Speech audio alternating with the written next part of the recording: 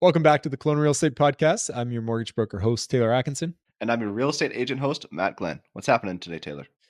Today was a good show, man. Lots and lots of energy. Absolutely love this guest. Kind of fired me up. Fired me up to sell some real estate, catch some fish. Yeah. Take advantage of it. We have Webb, broker owner from Royal Lepage. If you're Kelowna in the real estate game, you know who he is. If you're not, he is a big player in the game. It did not disappoint on the episode. It was a fun one.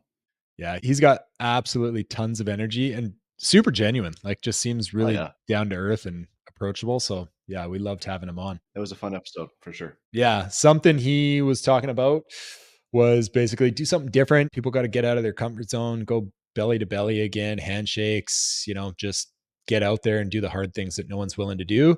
But he said, like, all he sees from people right now are basically rate announcement posts, and they're just sharing what everyone else is sharing. And you got 1,000 people saying, yeah, there's been a rate decrease. Buy a house from me. But not on this show. No, not on this show. What are our predictions? Because this will be coming out the day before the next Bank of Canada rate announcement. In 2024, there's 3 rate announcements left. There's September 4th, October 23rd, and December 11th. So September 4th, this episode is going to come out like the 3rd. I predict 0.5 or 0.75 cut. I think it's going to be bigger than a quarter point.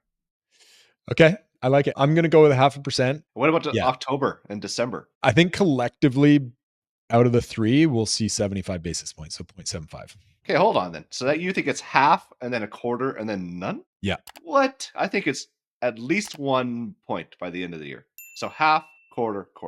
Economically, I totally agree with you. That's what we need in terms of our economy. However, I have zero faith in Bank of Canada right now. You got to send TIFF some registered mail, my friend. Yeah. Hopefully I'll be eating my words, but I think that's where it's at right now.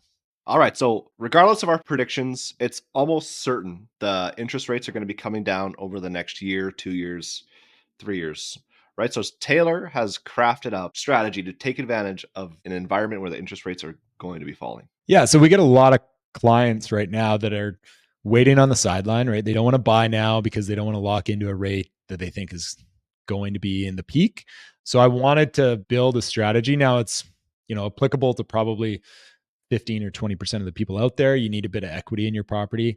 It can't be an insured mortgage. Yeah, I think this is a really good strategy to implement, or to at least have, so you have the ability to execute it in the future if rates do go down. And bear with me, I'll explain this in 1 minute. It took me about 10 minutes to explain it to Matt off air. Yeah, he had to practice. I think he gets it, but it's mostly just because my communication skills I'm a very good student. Okay, 3 simple steps to convert your mortgage to the lowest rate every year. So hypothetically, let's just say you do like a $900,000 purchase on a single family home.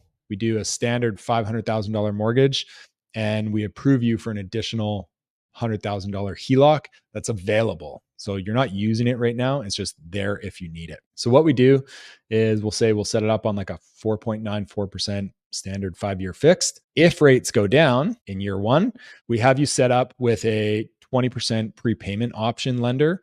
So you can utilize your HELOC to pay off your first mortgage of $500,000. So you're decreasing that down to a total sum of $400,000. And then the very next day, you ask the lender, hey, can I convert that HELOC into whatever fixed you're offering at the time, or a variable rate? It's just going to be at the lower rate in that year. Then you convert it, and now you have a second mortgage product of $100,000 at, let's say, 4.5%. And then you just rinse and repeat year after year. So in year 2, you do the same thing. Year 3, you do the same thing. So now your first conventional mortgage is now at $200,000, and you have 3 additional sub mortgages at $100,000 each. And let's just say the first one's at 4.5, and then 4%, and then 3.5%. So your total average mortgage of your full $500,000 mortgage balance is now at a hypothetical 4.38%. So you've averaged it down from 4.94 to 4.38. Now it's just if rates go down, which Matt says they will, then it gives you the availability to basically do this without any extra new capital. Yeah, I think it's a really good strategy that people should at least be prepared to execute, and it gives you the opportunity to get the lowest rate. Does it make sense to you, Matt? It does make sense to me, although you took 2 minutes instead of 1 minute. Okay. The reason why I like it so much is because right now the fixed rates are lower than the variable rate. So if you go to the variable rate, it's going to be a while before you get back to the fixed rate prices. So you can get the lower fixed rate, and then you can take advantage of the rates as they go down year after year after year while they're going down and getting the savings along the way. Yeah, exactly. I should have just let you do it. You summarized it in 20 seconds instead of 2 20 minutes. seconds.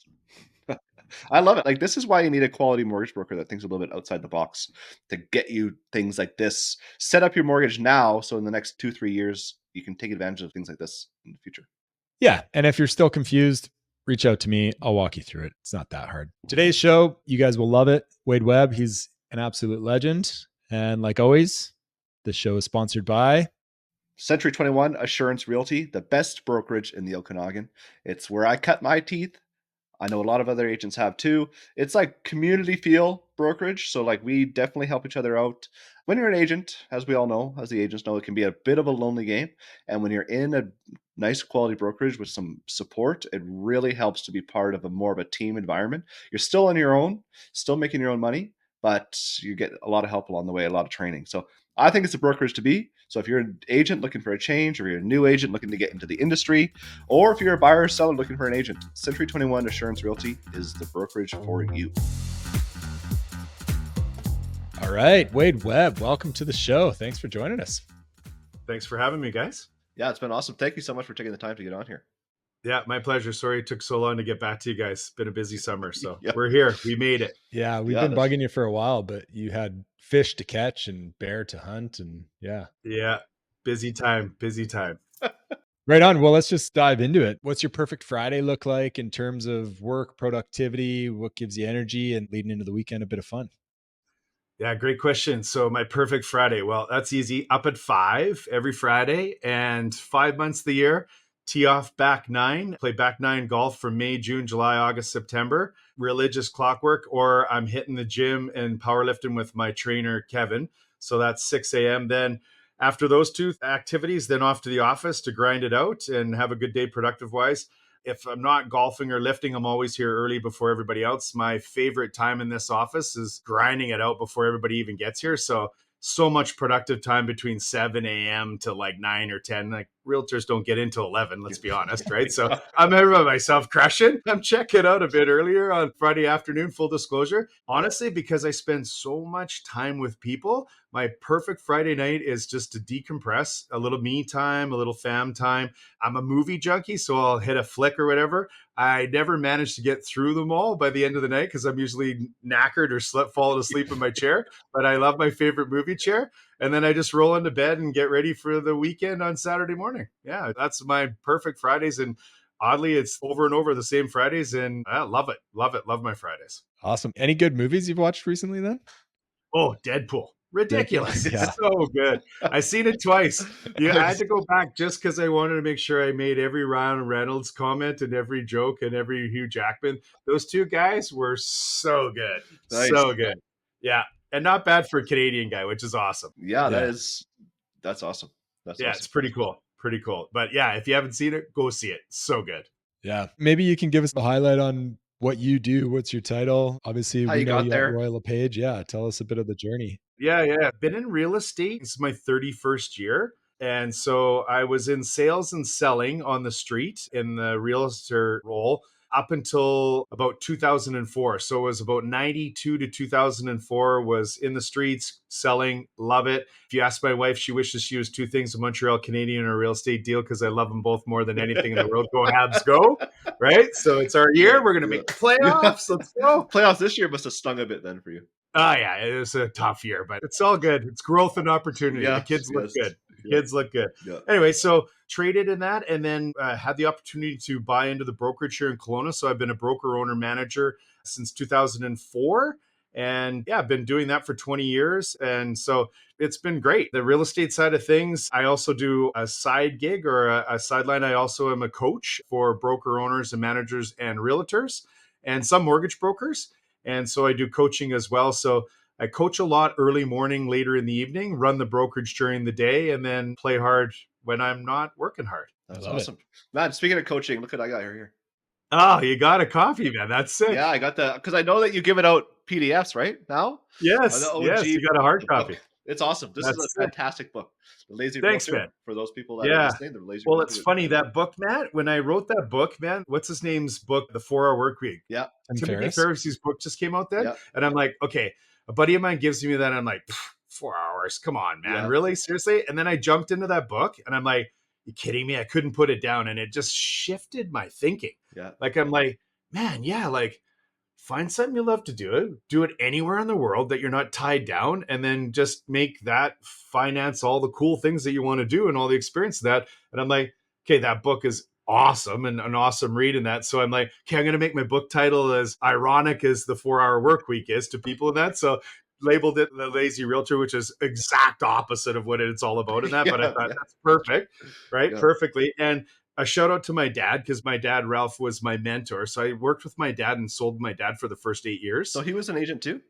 Yeah, he's a real estate Oh, I agent didn't too. know that. And so he just retired last year. Yeah. So my old man, everything he taught me and all the lessons that I wish I would have known in that, and he taught me, I put in that book. So shout out to my dad for all the Nice. things that he taught me in those first 8 years and that, because a lot of that content is everything I learned from him and in the business in those first years and that. And so, yeah, that's where it all came from. The inspiration came from Ferris's title and then Yeah, my dad's mentorship in that. So yeah, that book means a lot to me. So I appreciate you yeah, grabbing a copy of it and reading it. yeah. So No problem. It honestly really helped kickstart my career when I got into it. Like cool. it really, That's really awesome. helped. Everyone should read that.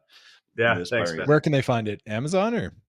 Yeah. Amazon. Yeah. Hard copy or digital copy on Amazon. Yeah. Awesome. Easy segue, taking some of the information from the book. Like we're in a pretty interesting time in the market right now. Do you just want to dive into it? And I mean, we are talking a little off air why you love this type of market, but why do you love this market?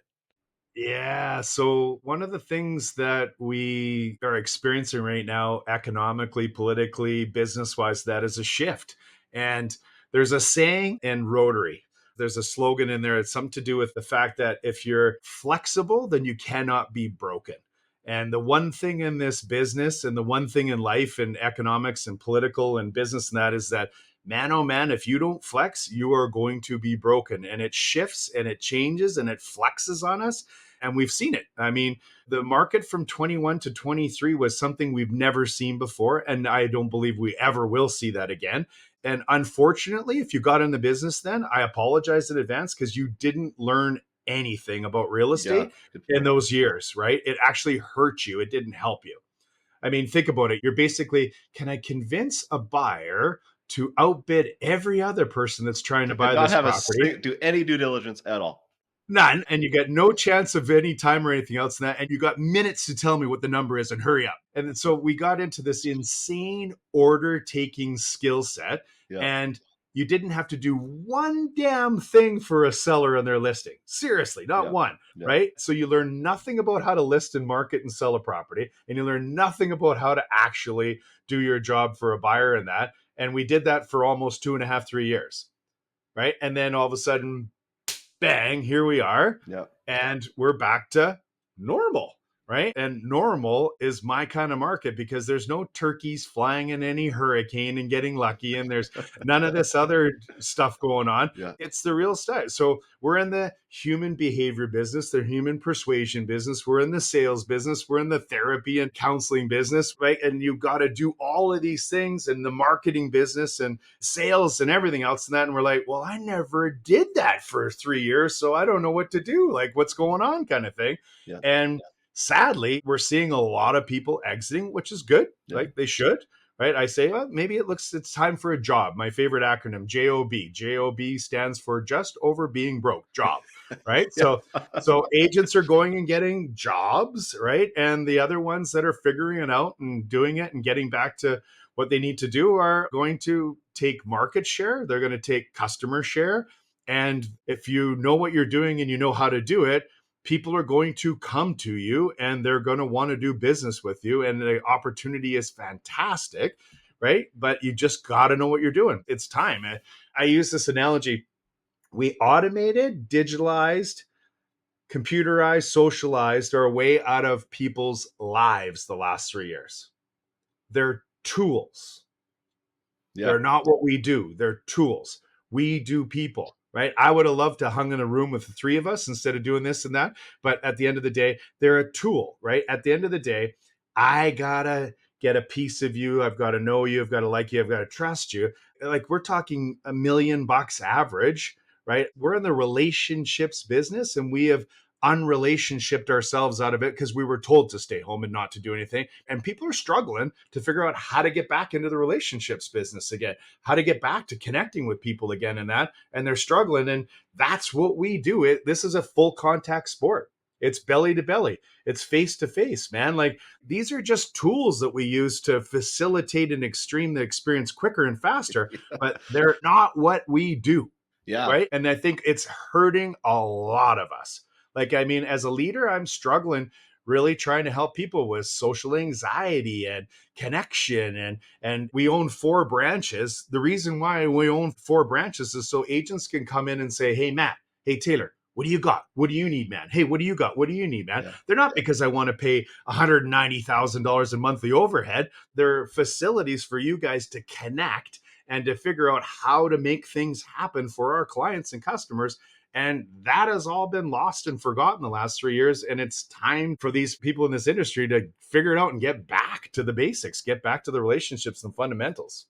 It's amazing, like how powerful, like even like getting belly to belly, but something as simple as picking up the phone and talking to somebody, like even that is like a lost art nowadays. Yeah, it's so funny, Matt. You say that. The other day, one of my vets, I said to him, he's sitting in the bullpen here. And I said, what are you doing, man?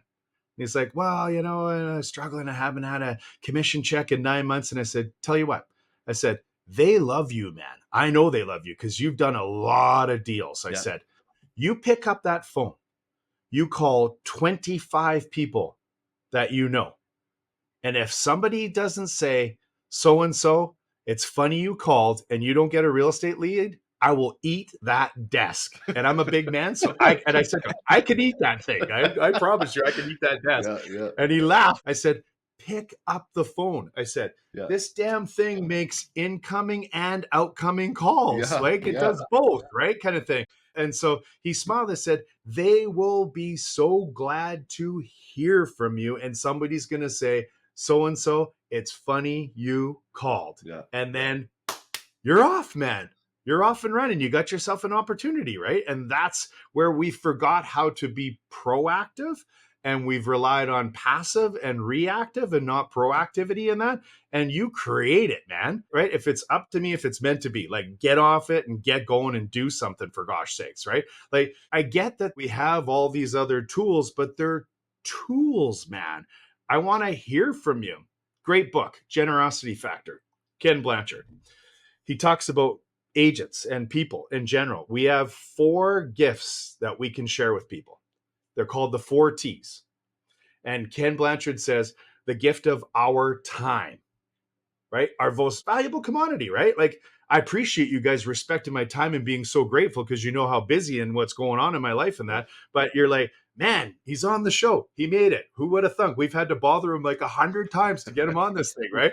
Right. And it's like, that's true. But you appreciate the value of someone's time. Well, that's your greatest gift that you can give somebody. Just give them your time, man. My gosh, they're so appreciative of it, right? The second T is your touch, right? Who doesn't want a pat on the back or a hug or a high five or a fist pump and that? Like that, it goes a long way. And people remember that you did that for them, right? And you take it for granted, right? And then the next one is just basically your personality or your talents, like your gifts and your talent, who you are as a person and your talents and that, and you share those with others and they're grateful for that. And then least is a little something, delivering the unexpected, a little treasure, right? So there's your time, there's your touch, there's your talent, and there's your treasure. And they all require, ironically, you to go see people to give them those gifts. Weird. I can't do any of those 4 except for one, maybe my time on a device like this. Just being honest, right? Honestly. Well, like it's how you get business and build your clients, but it's also how you build clients that you like to work with. Because like you can do all these online things where you get these leads, where you do everything you can to make your phone ring, when you can just make outgoing calls too, like you said. But then you also, when you do that, you're selecting people that you're going to like and want to work with. When you have a cold lead from Instagram, like sometimes they're not the greatest to work with, or like you don't really know. But when someone is telling you or telling their friend about you because they like you, it's just so much better of an experience, especially when it takes 90 days to sell a house, and you have to talk to these people every week. It helps if you like them and they like you back. Otherwise, like, my God, it takes a toll on your mental health. You guys probably agree with me. Jackasses hang with jackasses, right? Cool people hang with cool people. Yeah. Birds of feather flock together. That principle is so true, man. Yeah. It's so true, right? And the reality is that you don't know if those leads are jackasses and they're strangers, when you could just give your time, touch, talents, and treasures to cool people who incidentally hang out with other cool people. And then your world is just full of cool people doing your cool shit in real estate, and everything's good, man. But no, I'm going to blow my brains out and go get jackasses and strangers and everything else. And then I got to keep the jackass because I don't have enough cool people. I don't have anybody. So I got to keep the jackass and keep them happy in that, because I need the money and I need the rent. And then you're like desperate, and then it just spirals down, and then you just get out of real estate because you're just sad and mad because you got a whole arsenal of jackasses. Honestly, it takes a toll on your mental health when, like, you're just fighting for a paycheck. You're working with people that you don't really like. And honestly, this is what I've really learned in the last 2 years, is that the people that you want to work with, focus on those people, like, right? And for the love 100%. of God, call them and go to their house. I totally agree with you.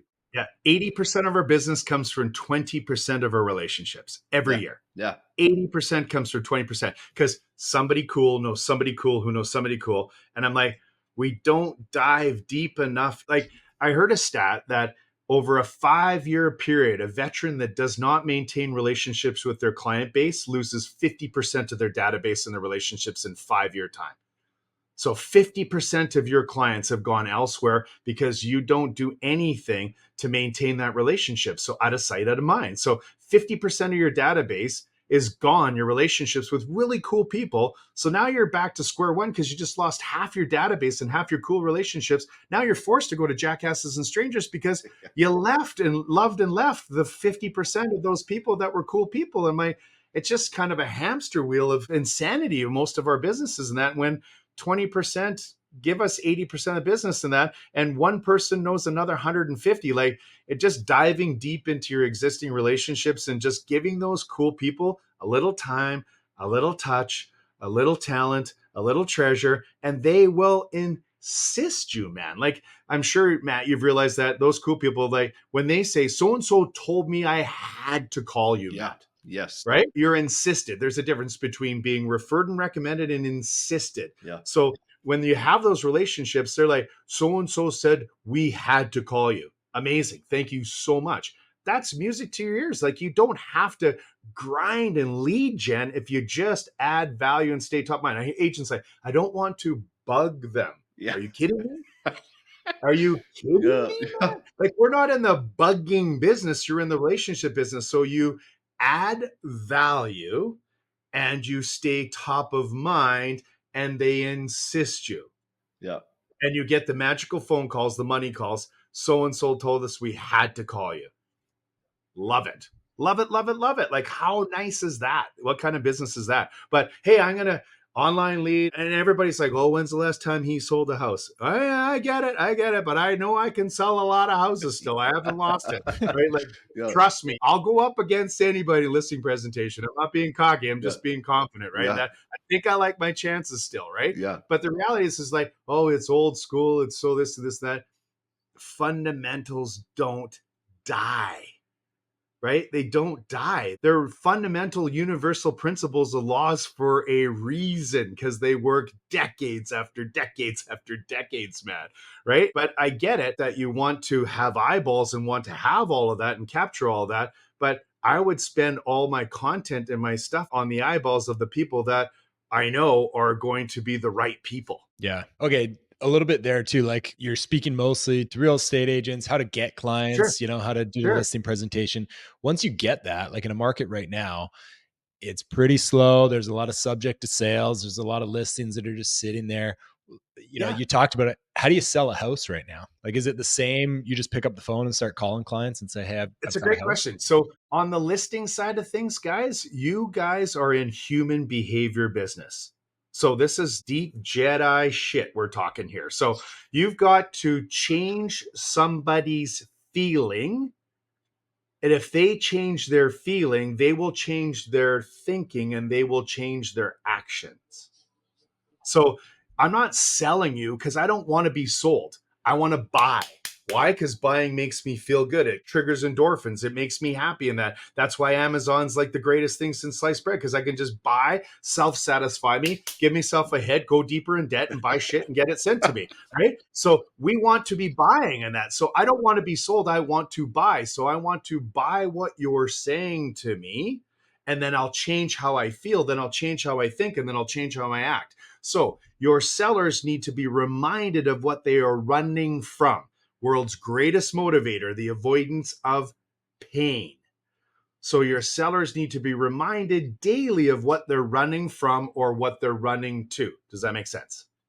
Right? So that if I remind them, how would that feel? What would it mean to you? What are we doing here, man? What are we waiting for? Help me help you, right? Jerry Maguire, right? And that's what we're in the business with sellers for, because if they don't change how they feel, they won't change how they think, and they won't change how they act, and they won't do what they need to do for themselves, for you to successfully get them to move on to the Northern Star. Does that make sense? So stop telling them and selling them, make them buy what they're running from and what they're running to, because it will make them feel just like they got a hit on Amazon. Right? We know what the answer is for 31 years. Price will fix any market, but they don't want to hear the truth, but the truth will set them free. Right?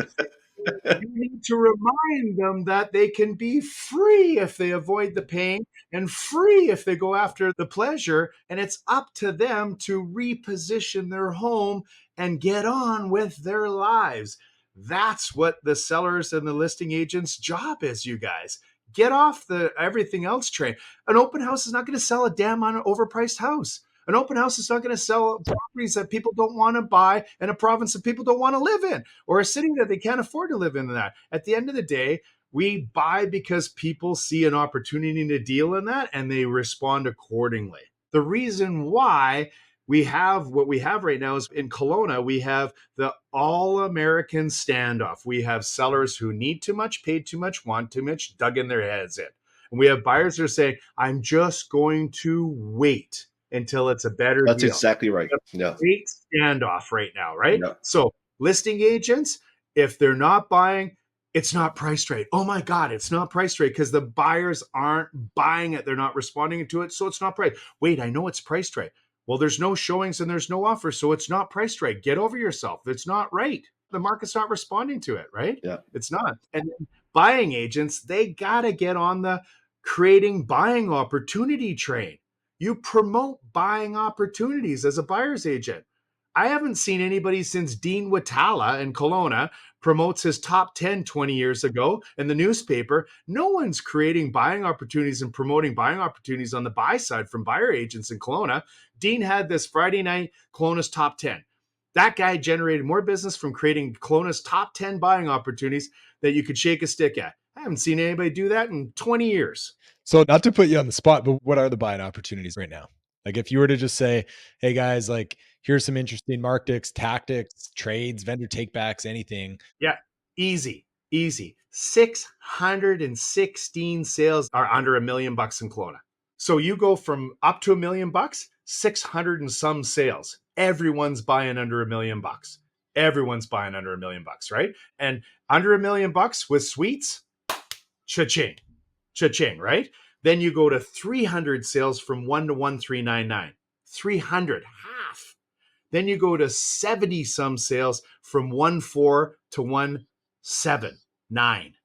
And then you go to 50 some sales over 1.8. 50 some sales, that's it, over 1.8. So I know where the heck I'm not going to sell stuff and buy stuff, because it just gets half, a third, just by price of that. And it makes sense because we've priced our way out of the market based on the money, because the money moved on us, not the market moved on us. The money moved on us. So when the money moved, our buying powers went this way, if that makes sense. Yeah, totally. So two-part question for this then. What is going to change the market? Like what's the catalyst that it's going to be like, okay, people are going to start, obviously rate, but people are going to start to afford those. And Yeah. should the market change, like, or are we at the stage where, okay, prices should not be increasing? Like the buyers that are sitting on the sideline are unrealistic, and so are the sellers, but it's becoming to the point where it's not affordable economically. So this is where we're at, and this is where we're going to be at for X amount of years. Good question. So the first answer is this, is that the market is going to either shift because the sellers are going to wake up, or the buyers are going to get itchy hands and they want to get a hit and they want to buy. So one of those two has got to move, or both may move, right? But we've got to create the opportunity for a seller to sell, and you've got to create the opportunity for a buyer to buy as an agent. You can't sit there and wait for it to happen. Does that make sense? So it takes skills, and it takes time and energy and effort to create those opportunities as an agent. Okay. And you've got to find the people who want to run from their pain and want to run to their pleasure. And the other ones will hold. Here's why. Because unless you bought the last 3 years and put 5% down, too much equity in there. Everybody's sitting equity. And I heard a stat in Kelowna, by up to 50, maybe 60% of people that own property here don't have debt, zero debt, no mortgage. So that's a different game changer when you have that much old money and that much new money in Kelowna. That's a lot of old and new money, a lot. So there's not going to be the carnage of bloodshed, because we're seeing it. Like, I can't remember who posted on the Kelowna Realtors Facebook page, but somebody said, like, there's hundreds of places empty, vacant, for sale, because those people don't have debt on that, right? Yeah. So that's why. So 40% of sellers in Kelowna need to do something, right? Does that make sense? Because they're the ones that have the debt, because the money moved on them. Yeah. So that's a small piece of it, right? So you've got 40% of sellers that may need to do something. Well, that doesn't bode well for the buyers waiting for the blood to hit the streets, like Rockefeller said. And if I may, when should we buy, guys? When everybody else isn't. Well, they're not right now, so freaking buy, right? Preach. My son and I bought in Victoria like 60 days ago, when no one else is buying. Like, you buy when no one's buying, right? You don't do it when everybody else is doing it. This is such a good market to buy because no one else is right now. And you're just looking for the people that have to sell, that 40% that have debt, that the money moved on them. I heard a stat, 251,000 mortgages up for renewal in the fall this year. Yeah. But I can't see the default rate changing, because Kelownians have, whatever we want to call ourselves, are we Kelownians or Kelownites or whatever else? Kelownies. Oh, Kelownites or K-Towners. Us K-Towners, only 40% of us have any debt. Lucky buggers. Well, and to be honest, those that have debt, there's a lot of equity built in there, unless you bought in the last couple of years. Taylor. Exactly. Unless you bought it and put 5 points down in the last 3 years, right? That's it. Well, like, I have a rental property I bought in 2019, and it's at a 3.5% mortgage rate. And when it renews in the fall, it's probably going to be like 4.5 less. It's almost a non-issue as when we refinance. And that's what I'm saying, is that there's really no need for it to correct dramatically. So why wait any longer? And if you have to sell, then sell. Yeah. And if you want to buy, then buy. Like, I use this analogy. In 1980, how much 1970s real estate should you have bought? In 1990, how much 80s? Yeah. In 2000, how much 90s? In 2010. What are we going to say, boys? I know. In 2034, what are we going to say about 2024? Should have bought. Oh, shit. I should have bought a whole bunch of that was a good time to buy, and I just didn't. You know, when nobody was buying in August, when those guys were on that podcast, I should have bought some real estate. I should have bought some real estate then. Exactly. It's true, though, right? Exactly, Because history always what? Repeats itself. Yeah, repeats itself. Yeah. It repeats itself. And so I'm like, guys, I use this analogy. This is the 6th real estate shit sandwich I've been served in 31 years. It doesn't taste good. Yeah. And they're serving it with humble pie at the same time right now. Yeah. But I'm like, oh, I remember this. Yeah. Oh, I remember, right? Because history repeats itself, and we're in a cyclical business. So something has to go here to give us a chance to go there. Yeah. It has to. It has to correct to give us somewhere to go next. Yeah. Right? It went to here, so it had to give us a place to go back next time. And if you look at the cycle, the 60-year cycle, this goes down, and it always goes up here, higher than the previous decade peak. Does that make sense? Yep.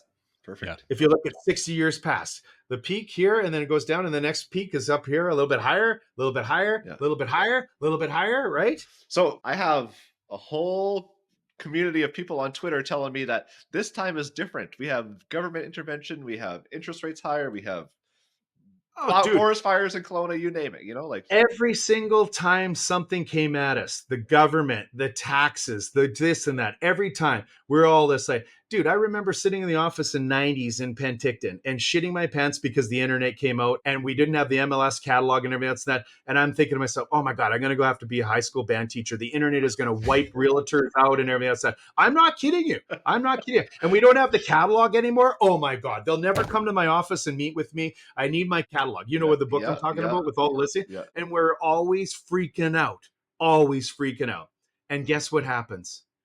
We still keep rolling. We still have the upside. Every 5 years, they have a bumper sticker that says, I hate my realtor. And every 10 years, it says, I love my realtor. Right? Right? Right? It's so true. And it's been the same thing for 60 freaking years. So right now, it's like, I'm not so happy with my realtor right now. Yeah.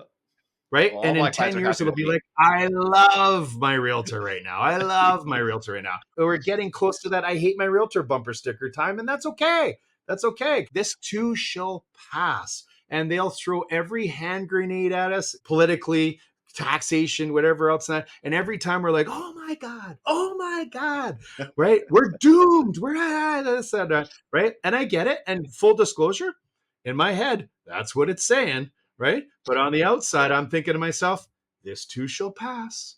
Just breathe and just chill out and buy when no one else is buying. I mean, there's a few reasons why to buy it. It's not just we're speculating that it's going to go up. It's just a good time to negotiate terms and conditions and everything. But where do you see the market heading in the next 2 to 5 years in terms of kind of appreciation? Well, the stats say that we're in a buyer's market and this is a buying opportunity market. So it's a tremendous opportunity, but it's a seller's market for move uppers and downsizers and investors, right? So both sides win. And I would rather be in a market where I'm not outbidding. I have time to do due diligence. I can know what I'm buying and have time to make sure that it's done properly and everything else in that. And at the end of the day, again, you're going to be kicking yourself because most people just wait. And they're like, oh, damn it. And I can tell you this, the number one thing that has afforded me the lifestyle I have is because I got into real estate, not trading real estate, buying what I sell. Yes. Yeah. When I started, guys, my clients and investors, guys, I'm like, I'll get in on that. I'll use my commission. I'll get in on that. Yeah. And then when you say that, they're like, really? The realtor wants in on that and that and then. And so I had investment properties with clients and did shareholders agreements and that and built up some capital and equity by buying with clients, doing what I'm doing, right? And that was one of the secrets to my success with it in my earlier ages is that I got in on that with some of my investor clients and like, oh, cool, right? And it paid off because, guess what? 10 years later, 7 years later, cha-ching, it's exactly where I wanted it to be, right? Yeah. In terms of an investment, then, what are you looking at right now in Okanagan, BC, Canada? I mean, you just said you bought in Victoria. I guess why Victoria? Yeah. So I am a huge proponent of cash flow business opportunities, like real estate stuff. That's cash flow, right? So if you ask me what I'd buy right now, I'd buy mini storage, mobile home parks, right? Because it's just people's cash flows coming in nonstop kind of thing, right? Yep. And I learned this from Eric Jabs, actually, Jabs Construction. And so Eric said to me, buy stuff that is bigger than you can manage yourself. Because then if you have the ups and downs and the vacancies there, it's irrelevant because it's a big enough investment that the ups and downs are a moot point. Does that make sense to you? Yeah. So when you're single, smaller scale investments, you're more volatile to ups and downs and interest rates.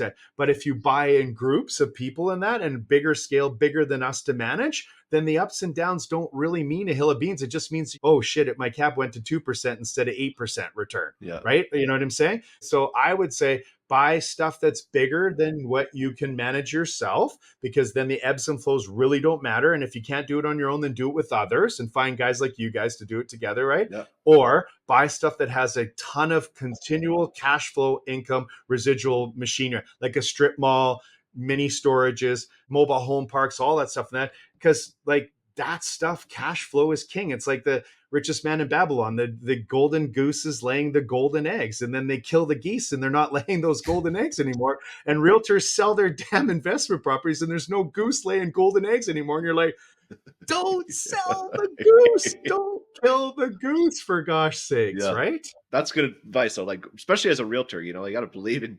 Oh I my find it God. amazing when a realtor's like, I don't know if I want to buy. I'm like, how do you not know if you want to buy? Like, I just feel like you can see Yeah. right through that. Yeah, exactly. Right. I mean, and I can tell you this, standing here, my lifestyle and the livelihood that it's prepared for myself and my family is all because of I bought what I did. Yeah.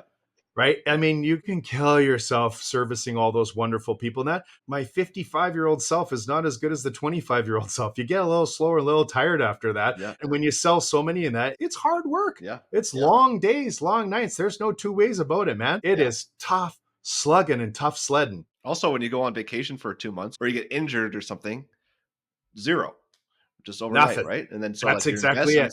investments will keep on going. We preach that a lot on this podcast about that because I agree wholeheartedly, guys. Yeah. Wholeheartedly. Switching gears a little bit, how many agents do you guys have at Royal Lepage Kelowna? So in our brokerage right now, we're sitting around 275 Wow. right now. Yeah. So the one thing about our business is that you've got to figure out what your unique value proposition and what you're bringing to the table, right? As a brokerage and as an organization. And so I believe that we put ourselves in the sweet spot of coaching, mentoring, training. And I'm a firm believer that if you ain't learning, you're dying. And this is what you guys are doing. I love this, that you guys do this, because you guys are teaching and learning. And it's so powerful, because if you're not doing this on a constant basis, like, you guys are smart because you're learning from people like myself on your show and that. And I'm like, don't kid yourself. These boys are getting smarter and wiser, and you're going to get wealthier from everything you're picking up doing this show. And it's education, what you're doing here. And you're educating yourselves and you're educating your peeps and your tribe out there, which is ingenious. So kudos to both of you guys, man. Right. And I'm a firm believer, if you're not growing, then you're dying. And things are moving and shifting and going and this and that. And you have to be growing or you are dead. And have to be shifting or you are dead, man. And so that's where we put ourselves as the place that you want to grow and you want to learn and you want to be coached or mentored or you want to be taught or trained in that, because like, we need kicks in the ass because we get apathetic, complacent.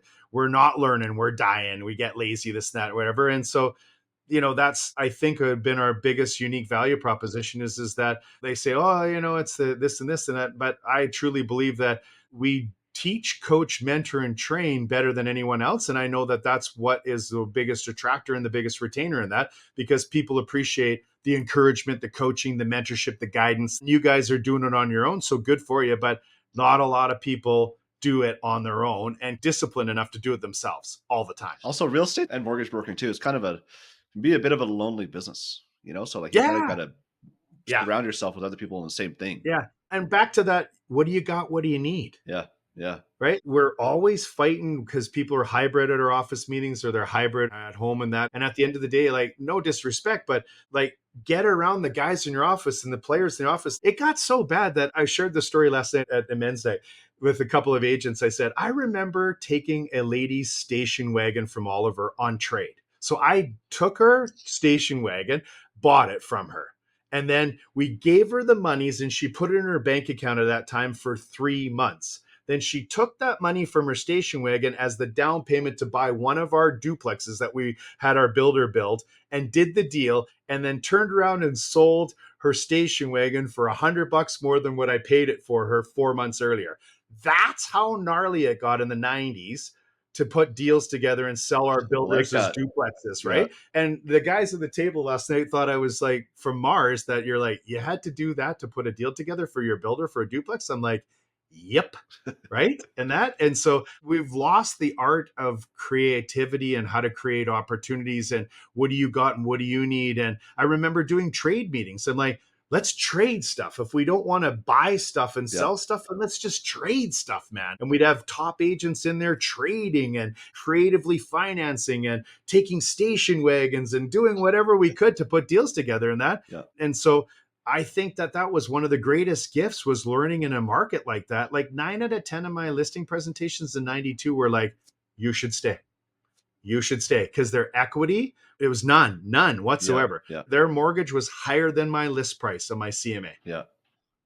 Yeah. And I'm like, dude, I'm not sure what kind of business I signed up for here because this is gnarly. Because everybody, I'm like, you should stay, you should stay, you should stay. And I'm Yeah. like, oh, thanks, sweet baby Jesus. Somebody has some equity. I got a listing. I can But sell you know, out. when the market turns around, like obviously you'd be the guy they call to sell it. So it's funny you say that, Matt. So in 95, 96, they're like, hey. And I'm like, hi, you remember us? And I'm like, yeah. Right? Not really, right? It's been 5-6 years. And they're like, you told us that we should stay. And other agents told us to cash in our RSPs and pay our commission out of that and list our house and sell it and then rent. And we didn't do that. We stayed, like you said, can you come sell our house? And I'm like, yeah, sure. Awesome. Great. And thankfully, because I told them to stay, 97, we were blessed enough to be top producers #1 in the office in 97. And that all truly came from the 92, 93, 94 saying, you should stay, you should stay, you should stay. And I'm thinking to myself, holy crap, I hope this turns around and I hope I'm doing the right thing. But at the time, you're thinking, I don't know. Yeah. I don't know. Kind of feels like now I feel like it's just the most ideal seed planting market there ever is, right? Like we're just like, you just plant all these seeds and in a couple of years, like you're just going to have a forest of business. Right? 100%. 100%. Another thing I think, Taylor, you're mentioning is that I think agents don't really know what the numbers are saying, right? If you look at the numbers, right, the numbers say we're in a full-blown buyer's market, but price is not doing anything. So you're the advisor. You tell me why price isn't doing that. Agents can't do that. And then there's segments and micro markets happening. So there's literally pockets of product, pockets of pricing, and pockets of sub area neighborhoods that are performing that don't make any sense too. So I'm going to tell agents, you really, and investors, really dive into the micro markets and the deeper numbers and what's going on, because there are pockets of product, price, and position. I'll use the word PPP, meaning the sub areas and neighborhoods are in the sweet spot, and agents aim for nothing and have no strategic plan and hit it with amazing accuracy. Just throw it and pray and spray. Right? Instead of looking where to invest, looking where to buy, and looking where the market and the opportunity is happening. Look where the fish are biting, because it's there, but you got to dive way down into matrix, way down in the data, and way down in the stats, but you can find it. And that's where it takes skills to understand and look for it, where to find it, and how to interpret it and how to present it to your buyers and sellers and to the marketplace. That makes sense? Yeah. Like, God bless you guys. I have a lot of realtors on my Facebook feed, and I saw like hundreds put out the Bank of Canada announcement, but nobody said, well, WTH. Like, what does that mean to consumers? What does that mean to a world? And nobody says anything. They're like 4.5, and then it was 4.25, and you guys put out all your fancy graphics and shit and your Canva and everything else, that, and nobody's telling anybody what the hell does it happen to mean to us. And if we were honest about it, really, guys, what did it do? What did it mean? It meant that, hey, if you have a line of credit, it just got a little bit cheaper. Hey, if you had a variable mortgage and you're some poor sucker that got locked into it, it just got a little bit better for you. Other than that, means jack shit. Yeah. But if you're on the media will pump it up like it's 100%. Yeah. The government is helping us all, right? Give me a break. My lines went from 7.2 and 8.9 to 8.5 and 6.9, right? Like seriously, like you're not saving nothing or whatever, right? But the media is all over it, right? All over it, right? But again, that's where I find that we're just not doing a good job of our job. Yeah, especially now with social media and such an access to be able to spread the word like that collectively, right? Yeah. Like there is a better opportunity now to be able to interpret and to identify like why sellers are doing what they're doing, why buyers are doing what they're doing, why there's so much equity, why there's so much old money, new money here and that, explaining why the data doesn't match what's going on and what the price points in the eating brand are.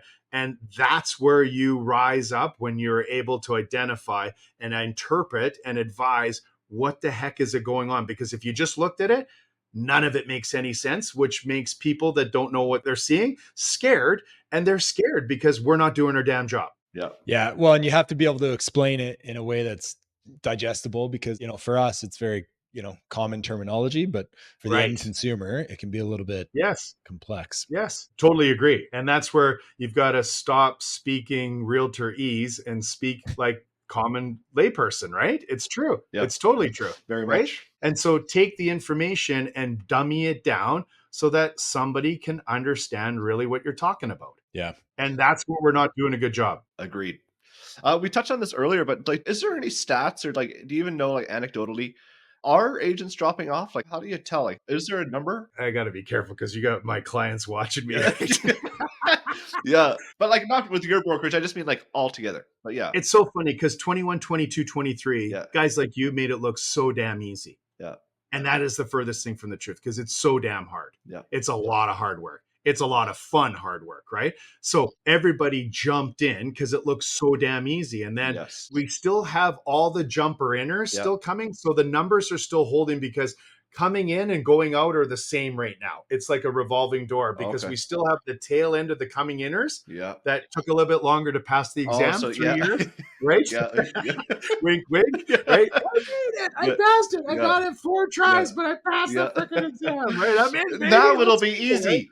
Yeah. And then, oh shit, the market's not as hot as it was in 2021 when I got the course book. Damn it, right? Oh my God, Yeah. it's not that easy anymore, right? Yeah. So it's an interesting time where the numbers are still holding, boys, because I think the incomings Yeah. are matching the outgoings. And it's just, there's a season and a changing of the guard right now. Okay. But it's holding for now. Just like the buyers and sellers, it's holding for now. Yeah. Yeah. Right? Agent population holding for now. And the market holding for now. Right now, like, is there a growing gap between like the top producers and then like everybody else? 80-20 rule, man. 20% do 80% of the business. Pareto theory will never change. It'll never change, man. There's a Jerry Rice quote, 49ers Yeah. football. Yeah. I worked and practiced to be able to do things that no one else could. And there's only 20% of the agents that can do what 80% of the agents can't or won't do. Yeah. I think honestly it's won't. Correct? Yeah. Correct. Like when I'm coaching agents, they're like, I won't do that. I'm like, okay, just tell me, what would you do? Just give me one thing Yeah. that you would do. Yeah. Just one thing that you would do. Oh, I don't want to do that. Oh, I'm not going to do that. Oh, I won't do that. Right. And I'm like, are you kidding me right now? Yeah. Then you're going to go get a JOBB, just over being broke Yeah. job. It's Right? funny. I just had a situation like this where a new agent's like, Matt, like I'm really struggling to get a foothold here. You have any advice? I'm like, well, when I started, I did 4 open houses every weekend. I did like morning, afternoon, every weekend. And then even some during the week. I did that for a long time until I got caught on and got some traction going when I was starting. Yeah. And then Welcome. asked them a week later, hey, what did you do on the weekend? Oh, I did an open house. Like one? We have like an endless amount of listings right now, and you did one open house. Like, what the hell, man? Yeah. Like, what Yeah. else are you doing? And Matt, why did you like doing them? Because you were face to face, belly to belly, and they liked you and they trusted Yeah. you. And it was easy because you gave them your time, touch, and talents Yeah. when you're face to face in that, and you crushed it there. And I loved it, but they're like, oh, I have no success. I have no, because you sit there and you eat out of your seller's fridge and drink your cold beer, and you don't say a damn word to the people that walk in. And I know I'm not wrong. I know I'm not wrong. Yeah. Right? Yeah. Oh, you mean I got to talk to them? Well, I don't want to do that. Yeah, like another thing I hear all the time is like, oh, Matt, I check out my brochure and my cards, and like I have this Yeah. nice pen. Yeah. I'm like, dude, like it's operation make them like you when they walk in the door. Like they don't give a shit about this. Another Yes. quick anecdotal story is I had a condo listing in a condo building. There was like 6 listings. So I called all the agents. I was like, hey, listen, let's do a group open house. So 3 of them idea. say yes, we do it. The other 3 don't answer, which is pretty typical. But then we go do it. I show up to this open house. I don't know what I was thinking this day, but I forget everything. I don't even have a card. I have nothing here. So these people are coming through. The other agents go into their house and they have like brochures and all this stuff. Yep. At the All the end, shit. I got 3 buyer leads, and course one you of the did. other sellers called me to list their place. I was like, Matt, I literally had nothing with me. Yep. It was just because I told a joke and like get in Because there. they liked you and they Yeah. trusted you and they seemed like you're a guy that we would want to do business with. Yeah. It was honestly Yeah. even eye-opening for me that happened, but it Yeah. was just like, what a learning Yeah. experience, man. Like you guys are Dude, I would say there's a couple of powerful words. Show up, implement, execute. Yeah. That's the key to success. Show up, implement, execute. Honestly, I agree. Yeah. We're just not showing up and we're not implementing and executing. So what you put out is what you get back. I'm just saying. It's not that the top 20 are better looking, more money, come from a different family, got a bigger sphere and everything else than that. They show up and they implement and they execute. Right? Yeah. Gary V, get shit done. Yeah. Right? GSD, baby. GSD, right? Oh, I don't want to do that. Oh, I don't want to do that. Oh, I don't want to do that. I'm going to post 4.5% a nice Canva thing on my social media thing. I'm not going to tell anybody what it means. And I know I'm going to get leads. Oh, there was only 1,000 agents that posted 4.25 today, like me. Maybe that won't work. Damn, maybe I might think of something else there. Yeah. I don't want to go talk to anybody. Yeah. And I want to do that. Yeah. Not a chance. I don't want to call somebody. That's not going to work. I don't want to go have coffee with somebody. I might end up getting business. I can't do that.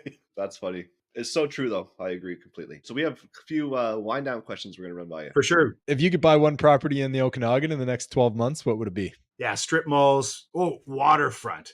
Funny enough, waterfront always makes a liar out of a real estate agent because they're not making any more of it. And it always holds or always goes up because it's just like gold. Because there's only so much foreshore. There's only so many docks. There's so many things so waterfront would be one thing here. That's a secret sauce. And then anything that generates cash flow, and bigger than me managing myself. And so sure. With the cash flow right now, you seem to be leaning more towards commercial rather than residential. Well, because they can't make up any mind how many months I got to give notice to my tenants.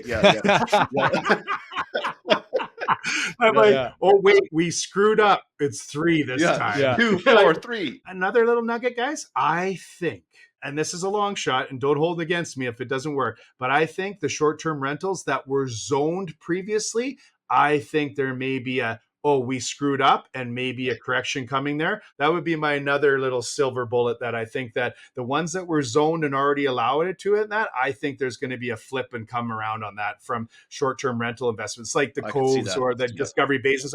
I think, hey, just like the 4 months we screwed up and we don't know what we're doing, I think we screwed up and we're doing this, and we're going to give the ones that were zoned originally for them, the 9 properties where it's not, we're going to let you go and do your thing again in that. So buying one of those and month-to-monthing it and hoping that happens might be a good gamble and a good roll from here locally. And then also the waterfront. It's a hot commodity. Precious.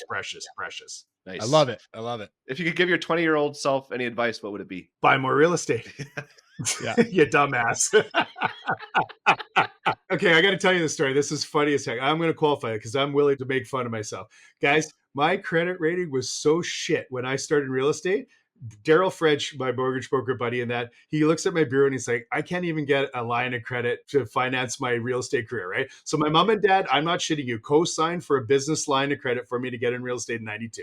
I'm 27 years old. I got R9s, R6s on there because I found out that if you tell a collections agency to get stuff, they put that on your title, and you don't pay your parking tickets, they put that on title. And if you don't pay for a tennis racket that you took a girl out on a date in Vancouver on your Woodward's card, you guys know what Woodward's is? It's an old department store. The $76 tennis racket I bought for a date and you don't pay the card off, they put that in your bureau too. So I've got shit credit rating. I'm trying to get into real estate.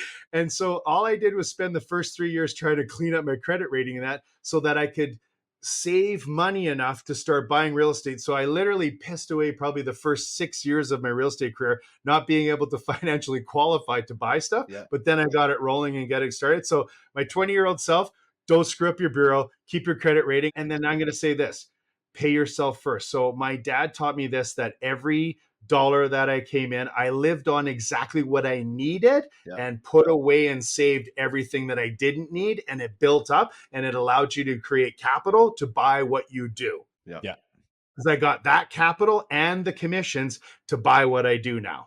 Right? I learned that the hard way when you got a terrible credit rating. And learning things the hard way is the best way. You're like, oh my God. He's like, you're an idiot. I'm like, yes, I am. But it was a good date. It was a good date. This record got it delivered. So it's all good. It's all good. It's all good. What is your favorite charity, or how do you give back? Oh, well, so another great story. So my dad and I, 31 years ago, we had matching Chrysler minivans, boys, with this graphic design on it that, it's a chick magnet, right? So here I am. I'm in my early 20s, single guy in real estate. We parked our asses out in front of Safeway every Christmas. And that's the inaugural Fill the Van for the Sally Ann. So it's our 30th anniversary. My dad and I started a food drive that has turned into, and I'm not saying this boastfully, I'm saying this humbly and gratefully, it has turned into the largest single food and cash collection in one single day for the Salvation Army food drive, food bank in Kelowna, and it grew into an absolute machine in Penticton as well. And we came up with that initial idea 31 years ago, and it's our baby in that. But now it's turned into hundreds of agents volunteering, and we pick tens of thousands of dollars of cash and food in one single day. And it makes a huge difference in the food bank and in the Salvation Army food bank. So I'm proud to say that never underestimate the power of a Chrysler minivan, boys. I love it. That's wicked. I'll never forget that. Right? Yeah. Yeah. So good. And you can make a difference in your community. And you think one little thing like that, it grew into an absolute massive event. So crazy. Blew my mind. Awesome. I've heard of that, obviously, but I didn't know that was you. So yeah, kudos. It's crazy. That's fantastic. No, thanks to my dad and I. You just never know. Yeah. Just never know. Yeah. Awesome. All right, Wade, how can Taylor or I or our listener help you? Like, what can we do to give back to you? Do your job. Besides, get this book. Oh, yeah. Be super grateful. I started putting more content on my YouTube channel. So my coaching stuff and my teaching stuff in that is Agents Boost. Yep. So you can go to agentsboost.com. There's podcasts, there's webinars, there's the books, those sort of things and that. Yeah, I mean, at the end of the day, I had fun doing this. I love doing this stuff and that. So from the bottom of my heart, this has been fun for me, and thanks for the opportunity. I'm just grateful to be able to come on here and share my stories and help people learn from the mistakes I made. Yeah. Honestly, thank you very much, Wade. It's been fantastic. Obviously, yeah, my pleasure. You guys very much appreciate your time. Super fun.